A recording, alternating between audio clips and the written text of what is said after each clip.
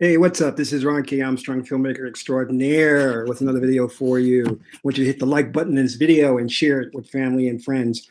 Okay, so I hate talking about Captain Marvel because I cannot stand this film. All right, I'm not gonna go see it, and I don't even like Brie Larson and her comment about films not made for white males. It's unnecessary comment that creates gender war. It also insults the supporter of comic books, which are white men predominantly. But I had to make this video because I saw a lot of talk on social media, which is actually kind of annoying me because I'm like, let's stop talking about Captain Marvel. Just let's not see it. But apparently, Disney and the press was boasting about how it made 500 million over the weekend, and 153 million of that was for North America, which is pretty impressive. So right away, I was suspect. I was like, this is not correct. I was wondering, like, how does this film, which doesn't, this superhero character doesn't have a real good reputation. Not many people know about it. I don't know about the origin story. I don't care. So I'm like, how did it pull in 153 million over the weekend? That's kind of impressive. So I said, either Disney is inflating those numbers, which I was apt to believe, or something else was going on. So I did a little research and I realized, yeah, something else is going on.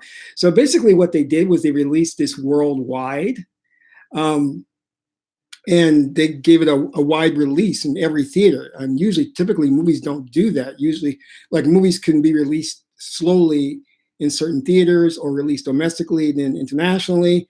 But so what they wanted to do is Disney has wanted to rake in as much money as possible to have favorable press to publish over the weekend, such as, we've gotten $500 million for the weekend take.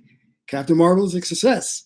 So when I saw that it made 500 million over the weekend, the first thing that came to mind, or one of the first things that came to mind, I said, well, if they are being accurate with reporting the numbers, then what that means to me is that this film has no legs, that there's going to be a significant drop over the next weekend. And lo and behold, here Monday, we see that there is a significant drop. It's dropped 72%, okay, which confirms that they were trying to rake in most money as possible the first opening weekend, that the film has no legs, that is going to continue to drop over the course of the next few weekends. So you've got this inflated numbers to make it seem successful, only to have it fall off later on.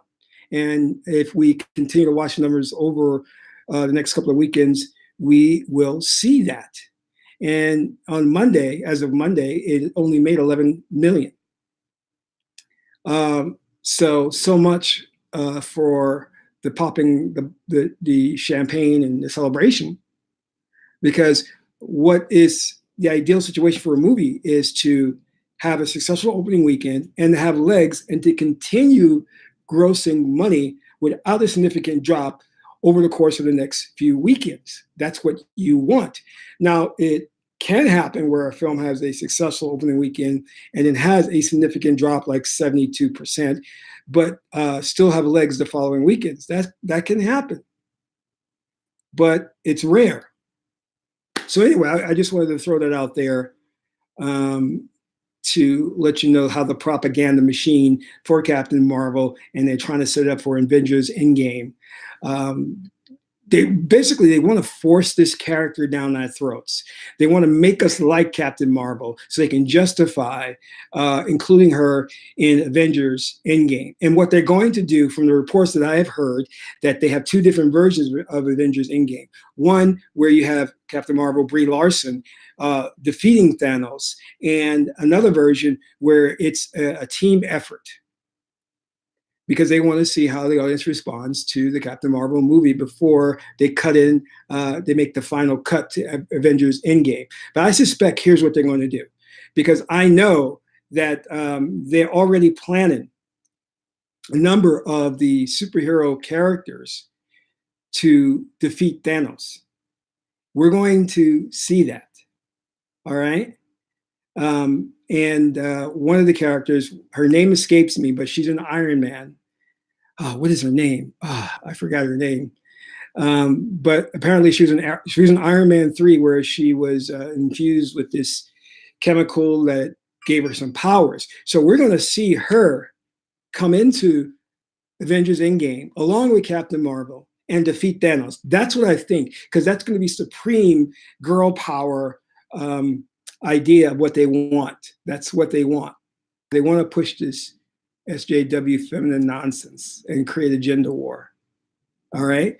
So that is the whole idea of what I think is going to happen. So just covering, as we were talking about before, the speculation of they have two versions of Avengers Endgame. One with Brie Larson defeating Thanos, and the other one with the actual Avengers. And it's also, just to let you know, it's disrespectful to have a character come out of the woodwork, come out of obscurity, and then defeat Thanos when the other characters have put in their time and we've got to know them. We've committed to their characters and their story arcs, and we like them. You know, it's taking time to build these characters, and to have Brie Larson's Captain Marvel come out of nowhere and defeat Thanos. You're not invested in her character, you know? So I just did a little research. So it's Pepper Potts, played by Gwyneth Paltrow, who's infused with this power in Iron Man 3, who's going to come out along with Captain Marvel and defeat Thanos. That's what I think they're going to do, because they have to keep pushing this SJW agenda. They're going to double down on it, literally double down on it. Which, if it happens, I'm going to walk out the theaters disgusted, you know, totally disgusted. But anyway, that's my theory, what's going on.